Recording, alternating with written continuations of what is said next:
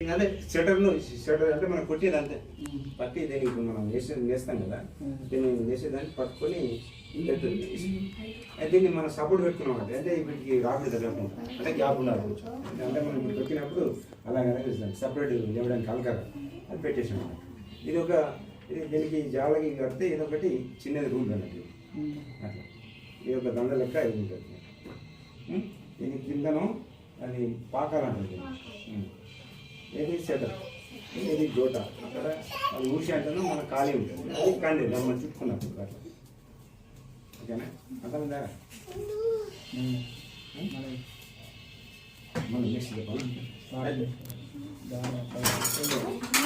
ఇట్లా మనం కొట్టినప్పుడు ఈ మన ఈ కొంచెం దూరం ఈ మన లెఫ్ట్ హ్యాండ్ కిందికి తొక్కాలి లెఫ్ట్ హ్యాండ్ కిందికి తొక్కినప్పుడు ఈ గ్యాప్ వస్తుంది